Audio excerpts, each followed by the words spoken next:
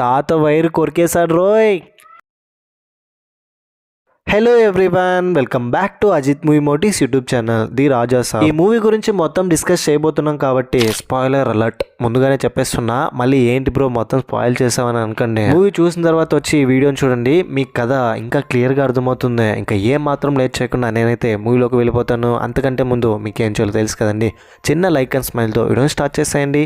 Ajit motifs అనే ఒక కొత్త ఛానల్ని క్రియేట్ చేశాను. థియేటర్స్ దగ్గర వ్లాగ్ చేస్తూ మరి ఫేస్ రివీల్ చేసి మూవీ రివ్యూస్ ఇస్తున్నాను. మీకు కనుక ఇంట్రెస్ట్ ఉంటే ఆ ఛానల్ కూడా సబ్స్క్రైబ్ చేసుకుని సపోర్ట్ చేయండి. రాజా సాబ్ నా థియేట్రికల్ ఎక్స్పీరియన్స్ కూడా అందులో ఉంది. షార్ట్ గా మూవీ ఓపెన్ గానే గవర్నమెంట్ హాస్పిటల్లో వాచ్మెన్ గా వర్క్ చేస్తున్న ఒక పర్సన్ చూపిస్తారు. ఈ క్యారెక్టర్ ని సత్య గారు ప్లే చేసింటారు. అతను ఒకరి హస్తికలను తీసుకుని ఎవరైనా చనిపోయిన పర్సన్ గుర్తించి వాళ్ళ కోసం వస్తే హస్తికలు ఇచ్చేస్తామని వెయిట్ చేస్తూ ఉంటాడు. హాస్పిటల్ నుంచి ఇంకా హస్తికలను తీసుకెళ్తూ అడవి మధ్యలో ఒక ప్లేస్ లో టీ తాగుదామని వెళ్తే అతని జోబులో నుంచి 500 రూపాయల నోటు అలా గాల్లో వెళ్ళిపోతూ ఉంటుంది. ఏంటిది సడన్ గా నోట్ అలా వెళ్తుందని నోట్ ను ఫాలో చేస్తూ ఆస్తికలను తీసుకుని ఆ నోటును ఫాలో అవుతూ వెళ్తాడు. మధ్యలో ఒక మొసలు వస్తుంది. వాటన్నిటిని చూసి భయపడి 500 నాకే కావాలంటూ వెనకాలే వెళ్తే అడవి మధ్యలో ఒక పెద్ద బంగ్లా చూడ్డానికే భయంకరంగా ఉంది. 500 రూపాయల నోటు ఆ బంగ్లా లోపలికి వెళ్తుంది. డోర్ ఓపెన్ చేసుకుని ఏంటిది ఇలా వెళ్ళిందని లోపలికి ఇతను కూడా వెళ్తాడు. లోపల ఎంటర్ అయిన తర్వాత అక్కడున్న థింగ్స్ అన్నిటిని చూసి ఇదేంటి మరి ఇలా ఉందని ఆశ్చర్యపోతాడు. తలలేని ఒక మనిషి అతన్ని ఫాలో అవుతున్నట్టు అనిపిస్తుంది. ఒక చైర్ కనిపిస్తుంది. ఆటోమేటిక్ గా చైర్ కదులుతూ ఉంది.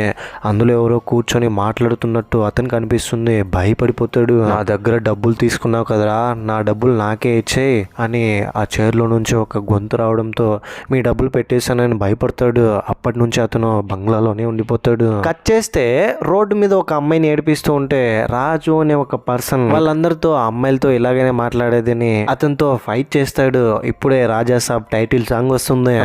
రాజు గురించి చెప్పాలంటే చిన్నప్పుడే అమ్మ నాన్న చనిపోవడంతో వాళ్ళ బామ్మ సొంత కొడుకులా పెంచుంటుంది. ఇప్పుడు వాళ్ళ బామ్మకి మతిమరుపు ప్రాబ్లం ఉంటుంది. అన్నిటినీ ఈజీగా మర్చిపోతూ ఉంటుంది. అండ్ కొన్ని హెల్త్ ఇష్యూస్ కూడా ఉన్నాయి. వీటన్నిటిని పెట్టుకుని రోడ్ల మీద ఎందుకు తిరుగుతున్నావు అని రాజు వాళ్ళ బామ్మ మీద కోప్పడతాడు. రాజు వాళ్ళ బామ్మ ప్రాబ్లం ఏంటంటే మిస్ అయిన వాళ్ళ తాతను వెతుకుతూ ఉంటుంది. మా ఆయన ఎక్కడో ఉన్నాడు, నేను ఎలాగైనా మా ఆయన దగ్గరికి వెళ్ళాలని. కానీ రాజు మాత్రం ఎప్పుడు తాత ఆలోచనలే, అన్నిటినీ మర్చిపోతున్నావు కానీ నీ భర్తను మాత్రం మర్చిపోలేకపోతున్నావు అని కోప్పడుతూ ఉంటాడు.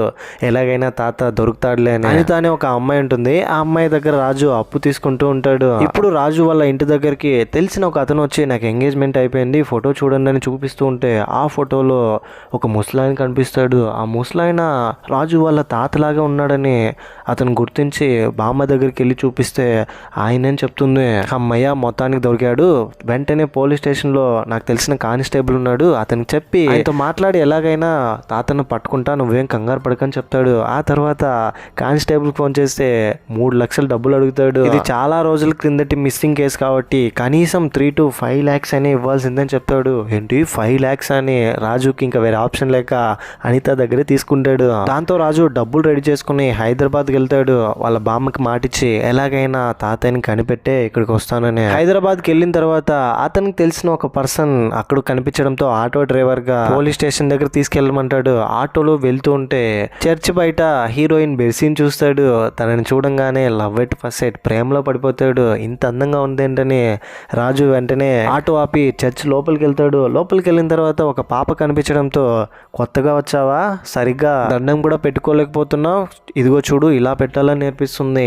అసలే మన లైఫ్ అంతంత మాత్రం, అదిగో చూడు ఆ అమ్మాయిని నేను ప్రేమిస్తున్నాను, ఏంజెల్లా ఉంది కదా అని చెప్తాడు. దాంతో ఆ పాప గట్టిగా అరిచి చెప్పేస్తుంది చర్చ్ లో అందరికి వినిపించేలాగా, ఏంజెల్ మిమ్మల్ని తను ప్రేమిస్తున్నాడంట అని. ఏంజెల్ చాలా మెచ్యూర్ గా రియాక్ట్ అయ్యి జనరలైజ్ చేసి మీ ప్రేమని అంగీకరిస్తున్నాను అని చెప్తుంది. రాజు అక్కడ నుంచి వస్తుంటే ఇంతకు ముందు కలిసిన చిన్న పాపకి హార్ట్ లో హోల్ ఉంది, అందుకనే ప్రేయర్స్ అన్ని డొనేషన్ కోసం ఎదురు చూస్తున్నారని తెలిసి రాజు దగ్గర ఉన్న 5 లక్షల్ని డొనేషన్ కి ఇవ్వాలని 3 లక్షలు తీసి అందులో నుంచి డొనేషన్ గా ఇస్తాడు. దాంతో బెర్సీ అతనికి ఇంప్రెస్ అవుతుంది. రాజు ఇంత మంచివాడా కాడ 3 లక్షలు ఇచ్చి పాప ఆపరేషన్ కి 3 లక్షలు డబ్బులు ఇచ్చారని పేరు మాత్రం ఎక్కడ బయట పెట్టకండి అని చెప్పడంతో ఆ తర్వాత రాజు వచ్చిన పని చూడాలని ఆ ఏరియా పోలీస్ స్టేషన్ కి వెళ్ళి తెలిసిన కానిస్టేబుల్ ని కాంటాక్ట్ అయ్యి ఎస్ఐతో చాలా సంవత్సరాల క్రితమే మా తాతగారు మిస్ అయ్యారు, కానీ ఇప్పుడు సడన్ గా హైదరాబాద్ లో ఫోటో దొరికింది. మా బామ్మ ఒక రాజ్యానికే మహారాణి లాగా ఉండింది అప్పట్లో, కానీ సడన్ గా మా తాత దగ్గర పనివాడుగా ఉన్న ఇదిగో ఇతను ఈ గంగరాజు అమ్మవారి నగలు పంచ నగలు ఎత్తుకొని వెళ్ళిపోవడంతో అతన్ని వెతుక్కుంటూ మా తాతయ్య వెళ్ళాడు. అప్పటి నుంచి తిరిగి రాలేదు.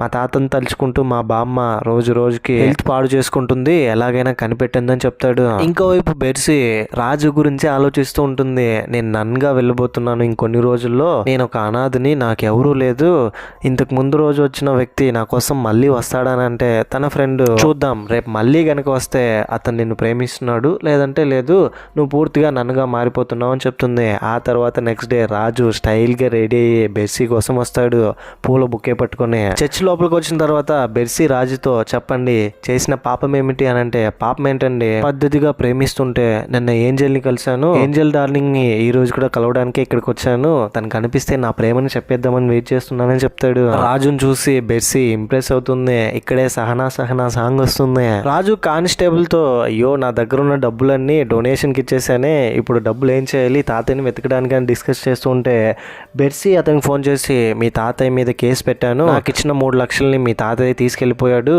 హాస్పిటల్లో బిల్ కట్టడానికి వెళ్తే మీ తాతయ్య కనిపించాడు, త్వరగా బిల్ కట్టాలని మీ తాతయ్యని కట్టమంటే మీ తాతయ్య ఏమో నా దగ్గర డబ్బులు తీసుకుని పారిపోయాడు, ఇప్పుడే తెలిసింది ఆయన మీ తాతయ్య అని, వెళ్ళి పోలీస్ స్టేషన్ లో కనుక్కో అని చెప్తుంది కోప్పడి. దాంతో రాజు ఆశ్చర్యపోతాడు. వాళ్ళ తాతయ్య గురించి ఎప్పుడు నాన్నమ్మ మంచి చెప్తున్నది, ఇప్పుడు సడన్ గా దొంగ అనడంతో వాళ్ళ బామ్మకు ఫోన్ చేసి తాత ఏమైనా దొంగతనాలు ఏమైనా చేసేవాడా నాన్నమ్మ అంటే, లేదురా తాత చాలా మంచివాడని చెప్తుంది. ఇన్స్పెక్టర్ కి ఈ విషయం తెలిసిన తర్వాత కానిస్టేబుల్ ఫోన్ చేసి ఇంకొద్ది గంటల్లో 3 లక్షలు తీసుకురావాలి, లేదంటే కిడ్నాప్ చేసి మరీ డబ్బులు వసూలు చేయిస్తాం మిమ్మల్ని అని చెప్తాడు. ఇప్పటికిప్పుడు 3 లక్షలు ఎలా తేవాలరా అని రాజుతో అతను డిస్కస్ చేస్తుంటే సడన్ గా అక్కడికి భైరవి అని ఒక ఆమె వస్తుంది. ఈమె మన మూవీలో సెకండ్ హీరోయిన్. డబ్బులున్న బ్యాగ్ తీసుకొచ్చి ఈ డబ్బులు మొత్తం మీకే, మీ తాతయ్య మా తాతయ్యకి అప్పట్లో హెల్ప్ చేశాడు, అందుకు కృతజ్ఞతగా ఈ డబ్బు మీ తాతయ్యకి ఇవ్వమని మా తాతయ్య నాతో ఇచ్చి పంపించాడని చెప్తుంది. సరే ఎలా వస్తాయంటే, ఎలాగో మనకి డబ్బులు అవసరం, డబ్బులు తీసుకుందామని అంటే భైరవి మీ తాతయ్యతోనే ఇవ్వమని మా తాతయ్య చెప్పాడు, అతని చేతికే ఇస్తాను, ఎక్కడున్నాడు మీ తాతయ్య అని చెప్తుంది. ఇదేంటి ఇలా తగులుకుందని, తాతయ్య ఎక్కడున్నాడో తెలిస్తే మాకెన్నికి ఇన్ని కష్టాలని అనుకుంటూ ఉంటే సడన్ గా డబ్బుని కొంతమంది దొంగలు తీసుకొని పారిపోతూ ఉంటారు. వాళ్ళతో ఫైట్ చేసి మరి ఆ డబ్బులను తీసుకొస్తాడు. దీంతో భైరవి అతను ఫైట్ చేసే విధానం చూసి ఇంప్రెస్ అవుతుంది. అతని ఇన్నోసెన్స్ చూసి డబ్బులు తీసుకొచ్చినందుకు వాళ్ళతో ఫైట్ చేసి వెళ్ళి హగ్ ఇచ్చి థ్యాంక్స్ చెప్తుంది. ఇలా కాదు హగ్ ఇవ్వడం అని, చేత్తో పట్టుకొని ఇలా థ్యాంక్స్ చెప్పాలని అంటుంటే సడన్ గా అక్కడికి బెర్సీ వచ్చేస్తుంది. రాజుని భైరవిని ఆ పొజిషన్ లో చూసి ప్రేమ అనేది లేదు, ఇతను నన్ను మోసం చేయడానికి వచ్చాడని ఫుల్ కోపంతో నేను నన్నుగానే మారిపోతానని వెళ్ళిపోతుంది. బెర్సీ ఇక్కడ లేకపోవడంతో భైరవితో ఇలా చెప్పాలి థ్యాంక్స్ అని జస్ట్ క్యాజువల్ గానే చెప్పింటాడు. కానీ బెర్సీ భైరవి రాజు వీళ్ళిద్దరూ ప్రేమించుకుంటున్నారేమో అని అనుకుంటుంది. బెర్సీ ఒక నన్నని రాజు తెలుసుకొని బెర్సీ ఇంకా పెళ్ళే చేసుకోదు, ఎవరిని ప్రేమించదని తెలిసి బాధపడుతూ ఉంటే సడన్ గా అక్కడికి భైరవి వస్తుంది. భైరవి అప్పటికే తాగేసి ఉండడంతో బెర్సీలా కనిపిస్తుంది రాజుకి. వెంటనే తన దగ్గరికి వెళ్ళి క్లోజ్ గా మూవ్ అయ్యి జీవితాంతం నేను నిన్ను ప్రాణంగా చూసుకుంటాను, నాకు మాట ఇవ్వు, నన్ను పెళ్లి చేసుకుంటాను, నన్ను ప్రేమిస్తానని మాట తీసుకుంటాడు భైరవి దగ్గర.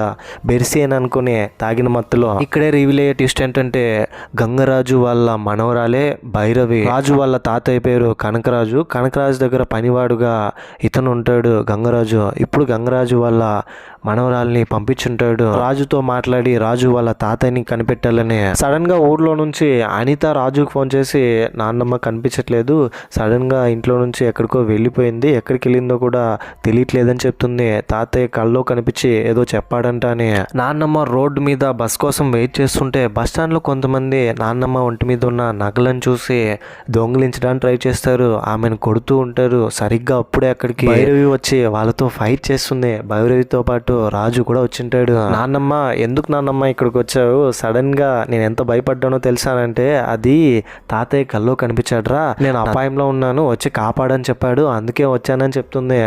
ఇలాగా కాపాడడం, నేను ఫైట్లు చేయాల్సి వస్తుంది, ఇంకెప్పుడు నాకు చెప్పకుండా వెళ్ళుకొని చెప్పి నాన్నమ్మని గట్టిగా చేసుకుంటాడు. ఎమోషనల్ అయ్యి నాన్నమ్మ కూడా ఎమోషనల్ అవుతుంది. రాజుని ఎవరో ఫాలో అవుతున్నట్టు రాజు కనిపించడంతో అతన్ని పట్టుకొని కొడితే అతను గంగరాజుని నువ్వే కదా అమ్మవారి పంచహారాలు పెట్టి దొంగిలించుకొని వెళ్ళింది, నీ వెనకాలే నిన్ను వెతుకుంటూ మా తాతయ్య వచ్చాడు, మా తాతయ్య కనిపించట్లేదు, ఆ దొంగతనం చేసింది నువ్వే కదా అని పట్టుకుని బాగా కొడుతూ ఉంటే, బాబు నన్ను నమ్ము, నేను ఆ దొంగతనం చేయలేదు, నిజానికి ఆ దొంగతనం చేసింది నువ్వు మంచివాడు అనుకుంటున్నా మీ తాతయ్య కనకరాజు అని చెప్తాడు. ఏంట్రా అబద్ధాలు ఆడుతున్నావు అని అంటే సడన్ గా అక్కడికి భైరవ్ వచ్చి, రాజు అతను మా తాతయ్య, అతను చెప్పేది కూడా నిజమే, నిజానికి దొంగతనం చేసింది కనకరాజు అని చెప్తుంది. దాంతో గంగరాజు ఫ్లాష్ బ్యాక్ చెప్తాడు యాక్చువల్ గా ఏం జరిగిందనేది. రాజు వాళ్ళ నాన్నమ్మ ఒక సామ్రాజ్యానికే మహారాణి, కోటలో మహారాణిలాగా బ్రతుకుతున్న రాజు వాళ్ళ నాన్నమ్మని అక్కడే ఉంటున్న ఒక భిక్షగాడు వెళ్లి ప్రసాదం తీసుకుంటూ చెయ్యి తాకడంతో అతన్ని పట్టుకుని గంగరాజు బాగా కొడతాడు. ఆ భిక్షగాడే కనకరాజు. అందరి ముందు కొట్టి కనకరాజుని అవమానించడంతో రివెంజ్ తీర్చుకోవాలని, ఇప్పుడు నా దగ్గర డబ్బులు లేకపోవడం వల్లే కదా నన్ను ఇలా అవమానించి కొడుతున్నారు, ఈ కోటకే నేనే రాజునవుతా, మహారాణిని నేను పెళ్లి చేసుకుంటానని తనని వశీకరణం చేసుకోవడం కోసం ఊరి చివర ఉన్న బైరాగి దగ్గరికి వెళ్తాడు. శుద్ర పూజలు తెలిసిన ఒక భయంకరమైన వ్యక్తి దగ్గరికి. అక్కడికి వెళ్ళిన తర్వాత ఆమె నాకు కావాలి, నేను పెళ్లి చేసుకోవాలి, ఆ కోటకి నేనే రాజుని కావాలని చెప్తే ఆమెమో నువ్వు అది చేయలేవు, మెంటల్ గా చాలా స్ట్రాంగ్ గా ఉండాలి, ఇలా జరగాలంటే నువ్వు అందుకు సరిపడేలాగా అనిపించట్లేదని చెప్తే కనకరాజు అతను చేయి కట్ చేసుకుంటాడు. ఇప్పటికైనా నన్ను నమ్మండి, నాకు ఆమె కావాలంటే ఇలాంటి బ్రతకడం కంటే నేను చావడం మేలని చెప్తాడు. దాంతో ఆమె కొన్ని రకాలైన పూజలు జరిపించి ఒక బావి లోపలికి త్రాడు కట్టి వదిలి లోపలున్న నరరూప రాక్షసులతో పోరాడి ఫైనలీ అతను అనుకున్నట్టు సాధించి కనకరాజుకి ప్రసాదం ఇస్తుంది. దీన్ని తీసుకెళ్లి కోటలో ఉన్న రాణికి ఇవ్వు, ఇది గనక తింటే నిన్నే పెళ్లి చేసుకుంటుంది అని చెప్తుంది. దాంతో అతను నేరుగా వెళ్ళి రాణికి ప్రసాదం ఇవ్వడంతో కనకరాజు ఫేస్ ను చూసి తను కూడా కాన్షియస్ కోల్పోయి ప్రసాదం తింటుంది, అతన్ని ప్రేమిస్తుంది, ఆ తర్వాత పెళ్లి చేసుకుంటుంది. పెళ్లి చేసుకున్న కొద్ది రోజులకి అమ్మవారి నగల పంచహారాల బాధ్యత నాకు అప్పగించి నన్ను అందరి ముందు దొంగం చేసి నగలన్నిటినీ తీసుకొని పారిపోయాడని చెప్తాడు. ఇదంతా గంగరాజు రాజుతో మీ తాతయ్య మంచివాడు కాదు, అతనే నిజమైన దొంగ, మీ నాన్నమ్మ ఇలా అవ్వడానికి కారణం కూడా మీ తాతయ్యనే, అలా జరిగిన తర్వాత వీటన్నిటికీ కారణం మీ నాన్నమ్మే అని మీ నాన్నమ్మని బయటికి గంటేశారు, ఆ తర్వాత మీ నాన్న చనిపోయిన తర్వాత నిన్ను పెంచడానికి ఎన్నో అవమానాలని కష్టాలని ఎదుర్కొని మహారాణిలా ఉండాల్సిన ఆమె ఇప్పుడు ఇలా అయిపోయిందని చెప్తాడు. ఇదంతా విని రాజు ఎమోషనల్ అయిపోతాడు. వాళ్ళ నాన్నమ్మని తలుచుకొని ఇంతలా వీళ్ళని ప్రేమించి కష్టాలు అనుభవించి పెంచుంటుంది కాబట్టి. మా తాతయ్య ఎక్కడున్నారో తెలుసా అంటే గంగరాజు నర్సాపూర్ లో ఫారెస్ట్ లో మీ తాతయ్య ఒక కోటలో ఉన్నట్టు నాకు తెలిసింది, ఎలాగైనా అక్కడికి వెళ్ళి మీ తాతయ్యతో పాటు నగలన్నీ తీసుకురావాలని చెప్తాడు. ఆ తర్వాత భైరవి, రాజు, మిగతా వాళ్ళు కానిస్టేబుల్, రాజు ఫ్రెండ్ ఒక అతను అందరూ కలిసి కోర్టు లోపలికి వెళ్తారు. అక్కడికి వెళ్ళిన తర్వాత లోపల ఉన్న అంబిషన్స్ అన్నిటినీ చూసి ఆశ్చర్యపోతారు. గోడ మీద కనకరాజు ఫోటో కనిపించడంతో భైరవి, రాజు మనం కరెక్ట్ ప్లేస్ కి వచ్చామని చెప్తుంది. ఎక్కడున్నావు కనకరాజు అని గట్టిగా అరవడంతో లోపల ఉన్న మూవీ మనం స్టార్టింగ్ లో చూసాం కదా, గవర్నమెంట్ హాస్పిటల్ వాచ్మెన్ ఆ బంగ్లాలోనే బందీగా ఉంటాడని అతను బయటకు వచ్చి వీళ్ళందరినీ చూసి హ్యాపీగా ఫీల్ అయ్యి ఈ రోజు నేను ప్రాణాలతో బయటపడ్డాను, మీ వల్ల నేను బయటపడ్డానని చెప్పడంతో రాజు మా తాతయ్యని వెతుక్కుంటూ ఇక్కడికి వచ్చాను, ఇదంతా నాదే, నేనే దీని వారసుని చెప్తాడు. ఆ బంగారాన్నంతా చూసి డబ్బులని, మీ తాతయ్య చనిపోయాడండి గవర్నమెంట్ హాస్పిటల్లో గుండెపోటుతో జాయిన్ అయ్యి చనిపోవడంతో అంత్యక్రియలు పూర్తయిపోయిన తర్వాత అస్థికల్ని నేనే పెట్టుకున్నాను, ఎవరైనా వస్తే ఇచ్చేస్తామని డబ్బుల కోసం ఆయన జోబులో ఉన్న 500 రూపాయల నోటు తీసుకున్నాను. దాంతో ఆ 500 రూపాయల నోటు నన్ను ఇక్కడికి తీసుకొచ్చి బంధించబడింది. ఇక్కడికి రావడమే గానీ మళ్ళీ వెళ్ళడం ఉండదు. ఇక్కడ ఉన్న వస్తువులన్నీ చాలా విచిత్రంగా ఉన్నాయి, నాకు చాలా భయం వేస్తుంది, మీ తాతయ్య ఒక ఆత్మలాగా ఇక్కడే ఉన్నాడని చెప్తాడు. ఇదంతా నువ్వు చెప్తే నేను ఎందుకు నమ్మాలి, బంగారాన్ని డబ్బులన్నీ తీసుకొని నేను వెళ్ళిపోతానని వెళ్తూ ఉంటే సడన్ గా అక్కడ వాళ్ళ తాతగారి వాయిస్ లో ఏకమేడల కనకరాజు అనే నేను ఇక్కడున్న ప్రతి వస్తువులోనూ నేనే ఉన్నాను, నా ఆత్మ ఉంది, ఈ సంపదలోనే నా ప్రాణం ఉంది, ఒకవేళ వారసుడు అంటూ ఎవరైనా వచ్చి నా సంపదను తీసుకెళ్తూ ఉంటే నేను అంత ఈజీగా వెళ్ళనిస్తానా, ఆ తర్వాత జరిగే పరిణామాలకి నేను బాధ్యుడిని కాదు అని వినిపిస్తుంది. దాంతో రాజు కోపం వచ్చి, చనిపోయిన నీకే అంతుంటే ముసలోడా, బ్రతుకున్న నాకెంత ఉండాలని చెప్తే సడన్గా అక్కడికి పొగ రూపంలో రాజు వాళ్ళ తాతయ్య కనకరాజు ఆత్మ అక్కడికి వచ్చి వార్నింగ్ ఇస్తుంది. Welcome to my world. నువ్వు అనుకుంటే ఇక్కడికి రాలేదు, నేను అనుకున్నాను కాబట్టి ఇక్కడికి నువ్వు వచ్చావు. నేనే ప్లాన్ చేసి మీ నాన్నమ్మని కల్లో కనిపించేలా చేసి తనతో నేను అపాయంలో ఉన్నాను, వచ్చి కాపాడని చెప్పాను, అందుకనే నువ్వు ఇక్కడున్నావు. ఆ తర్వాత గంగరాజు నిన్ను కలవడానికి కూడా నేనే కారణం అని చెప్తాడు. 3వ అమావాస్యన ముహూర్తం పెట్టాను, అదే రోజు మీ నాన్నమ్మ చనిపోబోతుంది, నువ్వు ఇక్కడే ఉంటావని ఒక డెవిల్ స్మైల్ ఇస్తాడు. ఇంతటితో ఇంటర్వెల్. సెకండ్ హాఫ్లో వెళ్ళబోయే ముందు మీకు కనుక నా ఎక్స్ప్లెనేషన్ నచ్చితే మరిన్ని ఇలాంటి కైండ్ ఆఫ్ ఎక్స్ప్లెనేషన్ వీడియోస్ కోసం మన ఛానల్ని సబ్స్క్రైబ్ చేసి బెల్ ఐకాన్ క్లిక్ చేసేయండి. సెకండ్ హాఫ్ ఇంకా ఇంట్రెస్టింగ్గా ఉంటుంది, స్కిప్ చేయకుండా చూడండి. పోలీస్ కానిస్టేబుల్తో రాజు ఎలాగైనా మనం ఇక్కడ నుంచి తప్పించుకొని వెళ్ళాలి, కానీ ఇతనేమో వెళ్ళడానికి కుదరదు అంటున్నాడు. ఇప్పుడు మనం ఏం చేద్దామని ఆలోచిస్తే ఇంత పెద్ద బంగ్లా కట్టాడు, వెనకాల నుంచి రహదారి లేకుండా పోతుందా, పదా వెళ్దామని అంటే బయటకు వచ్చేస్తారు. పోలీస్ బుర్రే అండి, ఎంత ఈజీగా బయటకు వచ్చేసామో తెలుసా అని సడన్గా ముందడిగేస్తే ట్రైన్ వస్తుంది వీళ్ళని గుద్దడానికి. పోలీస్ కానిస్టేబుల్ని కాపాడేస్తాడు రాజు. కొంచెం ఉంటే నా ప్రాణాలు పోయేది అని అంటాడు. ఇక్కడ జరిగే ప్రతిదీ మిస్టీరికల్ గానే ఉంటుంది, ప్రతిదీ కనకరాజే క్రియేట్ చేస్తుంటాడు. ఆ తర్వాత నాన్నమ్మ దగ్గరికి కనకరాజు మళ్ళీ కల్లోకి వెళ్ళి, నేను నీ కనకరాజుని వచ్చే 3వ అమావాస్యకి నువ్వు నా దగ్గరికి మళ్ళీ రావాలి, నేను మళ్ళీ పుట్టాలని చెప్తాడు. దాంతో నాన్నమ్మ రాజుకు ఫోన్ చేసి జరిగిందంతా చెప్పి, నాన్నమ్మ అది కళ, అలా ఏం జరగద్దు, నువ్వేం ఫీల్ అవ్వకు, నువ్వు అక్కడ కామ్గా ఉండు, నేను ఇక్కడ తాతయ్యని కనిపెడుతున్నానని చెప్తాడు. ఎలాగైనా బంగ్లాలో నుంచి బయటపడాలని బయటికి వెళ్తుంటే ఒక శ్మశానం కనిపిస్తుంది. శ్మశానం లోపల వాళ్ళ తాతయ్య ఆత్మ కాలిపోతూ ఉంటుంది. వీళ్ళు వెళ్ళి చూస్తే భయపడిపోతారు. భయపడి అందరూ మళ్ళీ బంగ్లా లోపలికి వచ్చేస్తారు. లోపలికి వచ్చిన లైట్స్ బ్లింక్ అవ్వడం, ఒక పిల్లి వీళ్ళని చూస్తూ వెళ్ళడం, ఇలా కొన్ని అన్మానుష సిచ్యువేషన్స్ వీళ్ళకి ఎదురవుతాయి. అందరూ భయపడిపోతూ ఉంటారు, రాజుతో సహా. సరిగ్గా అదే టైంలోనే ఆ బంగ్లాలోకి రాజు అక్కడ ఉన్నాడని తెలుసుకొని, ఎక్కడ మీ తాత, నా 3 లక్షలు నాకు కావాలి, ఇక్కడేం చేస్తున్నారు మీరందరూ అని అంటుంది. బెర్సీ అక్కడికి రాగానే రాజు చాలా హ్యాపీగా ఫీల్ అవుతాడు. బెర్సీతో పాటు రిప్ రాజాని కూడా తీసుకొస్తుంది. చర్చ్ లో వీళ్ళ జోలికి ఎవరైనా వస్తే రిప్ రాజానే వచ్చి కాపాడుతూ ఉంటాడు. ఇప్పుడు కూడా అతను వచ్చి రాజుతో, ఎక్కడ మీ తాత, మాకు ఇవ్వాల్సిన 3 లక్షలు ఇచ్చేస్తే మేము వెళ్ళిపోతామని చెప్తాడు. 3 లక్షలా అండి, అదిగో రూమ్ లో ఉంది, వెళ్ళి తీసుకోండి అని చెప్తాడు.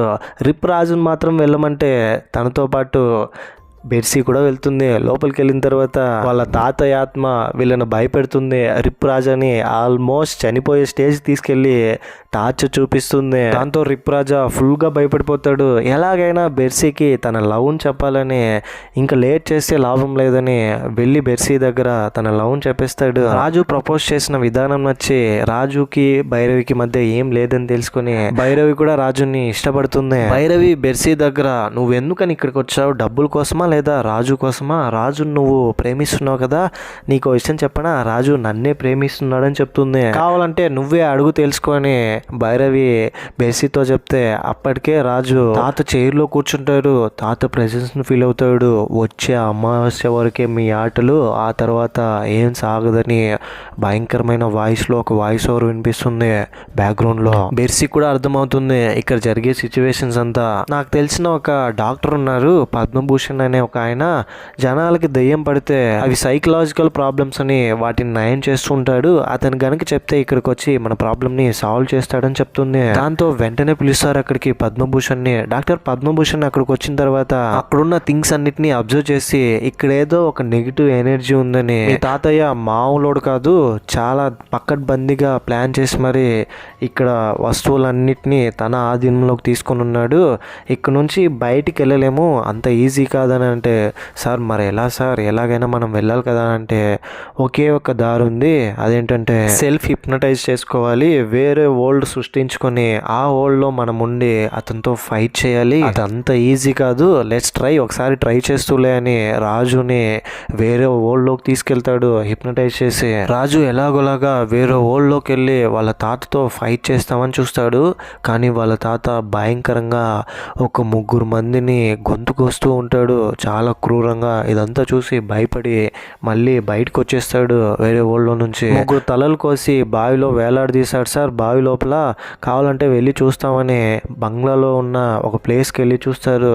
తాడుతో బావి లోపల నుంచి ఏదో వేలాడుతూ ఉంటే లాగితే నిజంగానే 3 శవాలు ఉంటాయి అక్కడ. ఇదంతా చూసి భయపడిపోతారు. ఆ తర్వాత లోపల ఉన్న కనకరాజు ఆత్మ ఇప్పుడు డాక్టర్ పద్మభూషణ్ కనపడి, ఏంటి వీళ్ళందరినీ ఇక్కడ నుంచి తప్పించుకొని వెళ్ళేలా చూస్తున్నావా, ఇప్పుడు చూడు నేను ఏం చేస్తానో అని ఒక డెవిల్ స్మైల్ ఇచ్చి అతని కళ్ళల్లోకి చూసి అతను వేరే ఓల్డ్లోకి వెళ్ళేలాగా చేసి అతని మనవరాలతో కారులో వెళ్తున్నట్టు ఆ కార్ యాక్సిడెంట్ అయ్యేలా చేసి వాళ్ళ మనవరాలు ప్రాణం పోయేలా చేసి యాక్సిడెంట్లో భయపెడతాడు.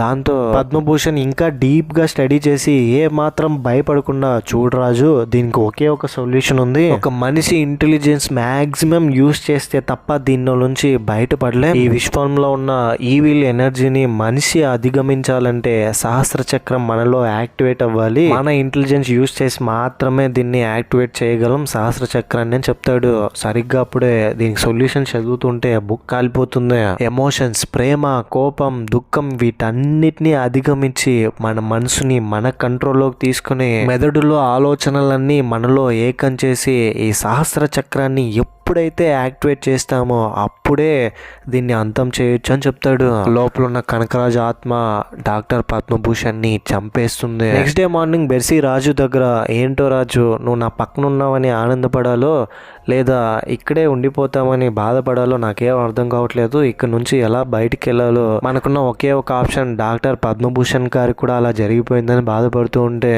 కనీసం నేను నీతో ఉన్నానని హ్యాపీగా ఉండని రాజు బెర్సీతో అంటాడు. వీళ్ళిద్దరిని క్లోజ్గా చూసిన భైరవి అక్కడికి వచ్చి, మరి నా సంగతి ఏంటి, నాకు ముద్దులు పెట్టావు, ఇప్పుడేం చేస్తావు, దాని గురించి ఏ సమాధానం చెప్తావంటే అదేదో మత్తులో జరిగిపోయిందని చెప్తాడు. బెర్సీ భైరవి వీళ్ళిద్దరూ గొడవ పడుతుంటే అక్కడికి అనిత వస్తుంది. మరి నా సంగతి ఏంటి, నాతో ఇన్ని రోజులు క్లోజ్గా మూవ్ అయ్యావు కదా, నాతో ప్రేమగానే కదా బిహేవ్ చేసావు, నన్ను ప్రేమించి పెళ్లి చేసుకుంటావు అనుకున్నాను, కానీ నువ్వేమో వీళ్ళతో ఉన్నావని అలుగుతుంది. నిన్ను వెతుక్కుంటూ ఇంత దూరం వచ్చేసానంటే ఇప్పుడు భైరవి, అనిత, బెర్సీ వీళ్ళు ముగ్గురు రాజుని నీకెవరు కావాలో నువ్వే డిసైడ్ చేసుకొని అంటాడు. ఇప్పుడే నాచే సాంగ్ వస్తుంది. కట్ చేస్తే ఇంకోవైపు గంగరాజు రాజు వాళ్ళ నాన్నమ్మ దగ్గరికి వెళ్ళి కనిపిస్తాడు. నాన్నమ్మ గంగరాజుని చూడంగానే ఇక్కడికి ఎందుకు వచ్చావు, మళ్ళీ నా జీవితాన్ని నాశనం చేయడానికా, మా ఆయన్ని ఏం చేసావని కాలర్ పట్టుకుని అడుగుతుంది. దాంతో కొంతసేపటికి హార్ట్లో స్ట్రోక్ వచ్చి కింద పడిపోతుంది. వెంటనే హాస్పిటల్ తీసుకెళ్తారు.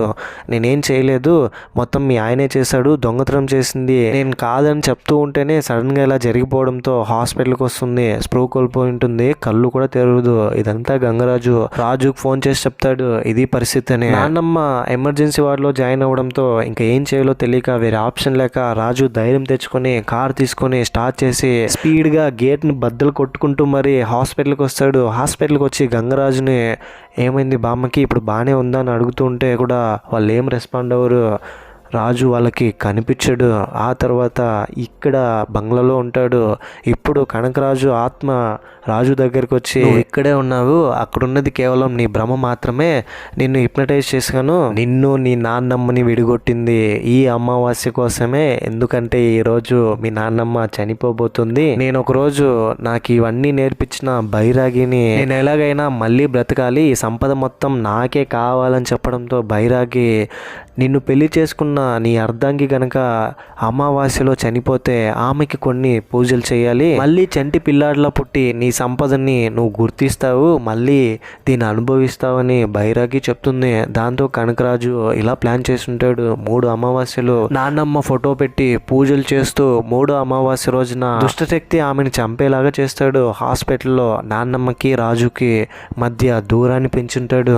ఇప్పుడు డెవిల్ స్మైల్ ఇచ్చి కనకరాజు ఆత్మ, ఇకపై నేను మళ్ళీ పుట్టబోతున్నాను మీ నాన్నమ్మ చనిపోయిన తర్వాత అని చాలా హ్యాపీగా ఎక్సైటెడ్గా ఫీల్ అవుతాడు. దాంతో ఇంకా ఏం చేయాలో అర్థం కాని రాజు ఈ సంపద మొత్తం కాల్ చేస్తే నీ ఆత్మ కూడా పోతుందేమో అని లోపల ఉన్న డబ్బుల కట్టలన్నీ కాల్ చేయడానికి వెళ్తాడు. కాలుస్తూ ఉంటే సడన్గా మళ్ళీ కనకరాజు ఆత్మ అక్కడికి వచ్చి, ఏంటి వీటన్నిటినీ కాల్చి నన్నే చంపేయాలనుకుంటున్నావా, నీకో విషయం చెప్పనా, నువ్వు నిజానికి హాస్పిటల్లోనే ఉన్నావు, ఇక్కడ నీ భ్రమ మాత్రమే, నువ్వు కాలుస్తున్నది నోట్ల కట్టలని కాదు, మీ నాన్నమ్మని హాస్పిటల్లో మీ నాన్నమ్మ తగలడిపోతుందని చెప్తాడు.